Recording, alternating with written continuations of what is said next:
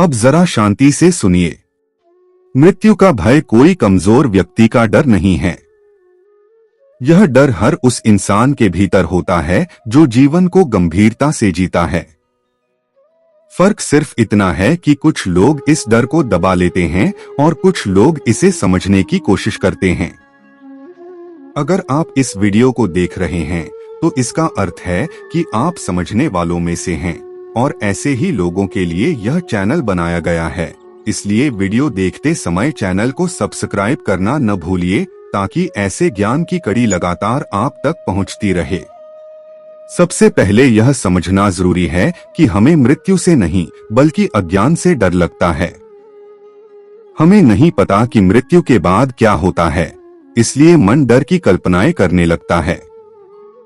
श्री कृष्ण गीता में बहुत सरल शब्दों में कहते हैं कि आत्मा न जन्म लेती है न मरती है। शरीर बदलता है, आत्मा नहीं।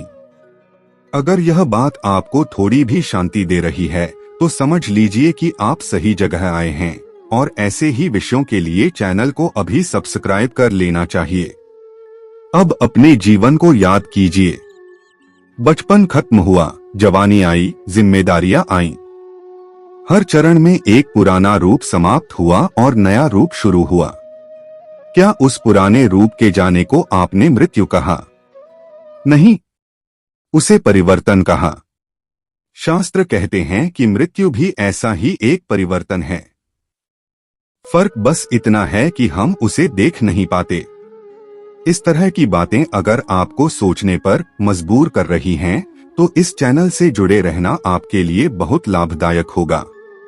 मृत्यु का भय इसलिए भी होता है क्योंकि हमें लगता है कि सब कुछ यहीं छूट जाएगा, परिवार, धन, पहचान, ना। लेकिन श्री कृष्ण कहते हैं कि जो चीजें हमारी नहीं हैं, उन्हें पकड़ने से ही दुख होता है। आत्मा न किसी की मालिक है न किसी की दासी। अगर आप इस बात को धीरे धीरे समझ रहे हैं तो ऐसे ही गहरे लेकिन सरल ज्ञान के लिए चैनल को सब्सक्राइब करना एक सही निर्णय होगा।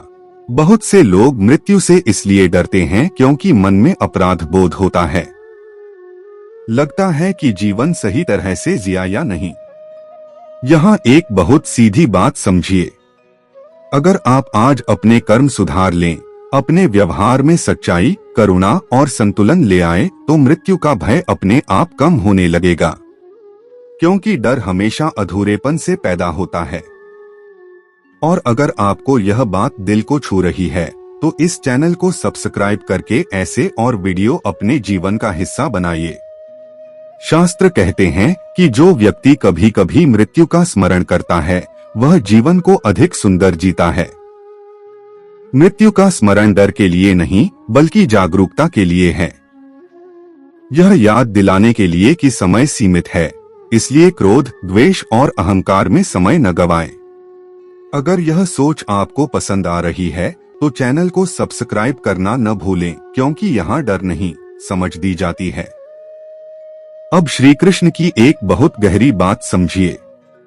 श्री कृष्ण कहते हैं कि जो स्वयं को केवल शरीर मानता है वही मृत्यु से डरता है, और जो स्वयं को आत्मा मान लेता है उसके लिए मृत्यु एक द्वार बन जाती है। इस ज्ञान को धीरे धीरे आत्मसात करने के लिए ऐसे वीडियो नियमित देखना जरूरी है, इसलिए अभी सब्सक्राइब कर लीजिए। मृत्यु का भय कम करने का एक और सरल उपाय है अधूरे रिश्तों को पूरा करना।